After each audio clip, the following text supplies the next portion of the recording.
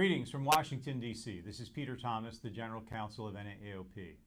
I'm here with Annika Berlin, the 2025 Brees Fellow, who is doing a fabulous job in her fellowship this summer. We've been hard at work in July, I can tell you that much. Just yesterday, the House and Senate introduced bicameral, bipartisan legislation, the Medicare Orthotic and Prosthetic Patient-Centered Care Act. These bills have been numbered. The House bill is numbered H.R. 4475, and the Senate bill is S. 2329.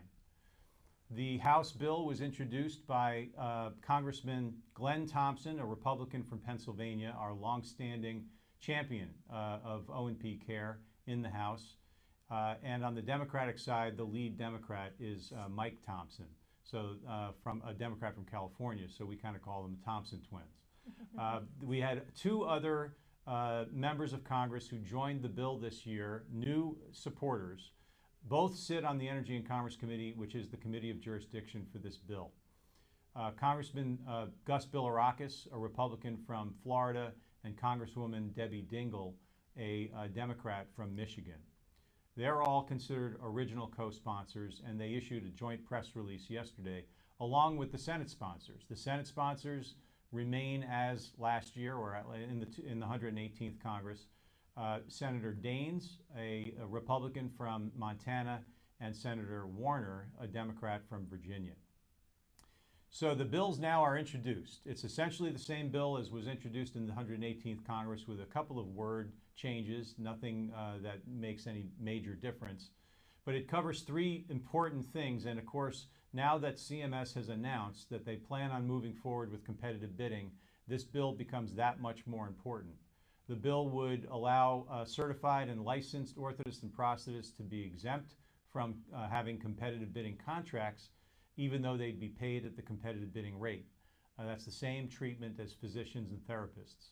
It would ban drop shipping of custom O&P care to patients' homes, and ultimately it would ban or try to fix same or similar denials by applying the same reasonable useful lifetime rules that currently apply to limb prosthetics to custom orthotics. So important provisions that we want to work hard to try to get through and actually pass. I think the chances of movement on this bill are increased this year because the Department of Justice just came out with its fraud takedown on the 30th of June, and that is a massive fraud investigation that resulted in over $14 billion of Medicare fraud and over 350 arrests.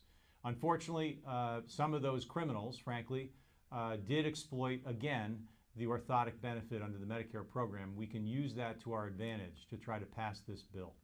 This bill does improve patient care and reduce fraud and abuse.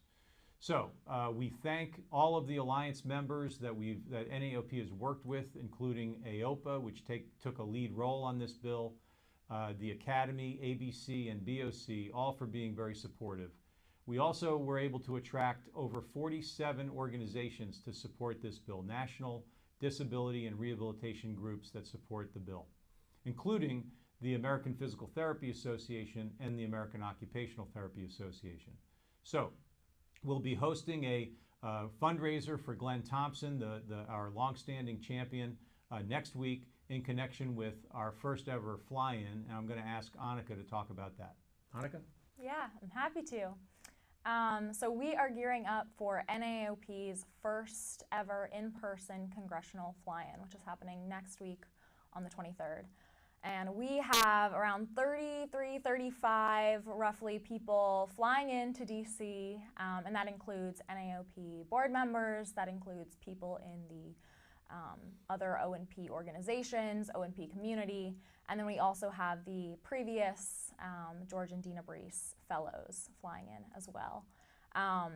We've got a lot of excitement. There's going to be a jam-packed day on the Hill full of meetings with our lawmakers to talk about these important issues. How many meetings?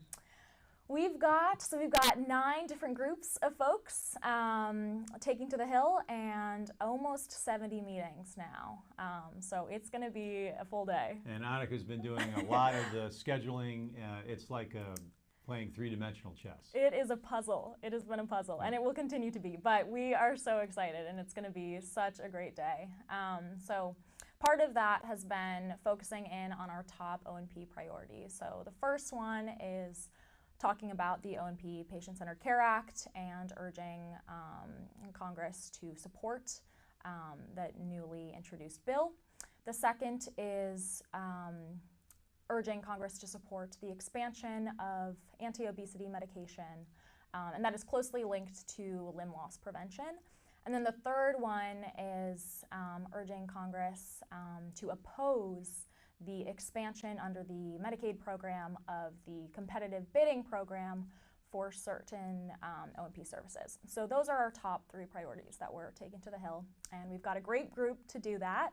And it's just been a really, really exciting time and a really exciting way for me to end off the last few weeks of my fellowship.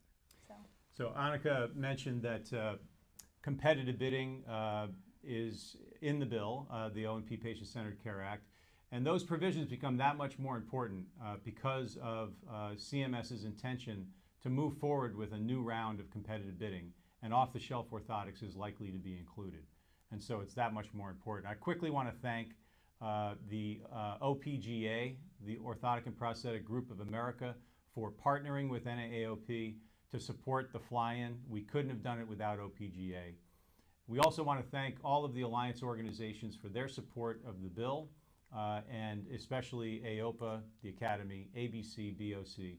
Just incredible work from all of those organizations.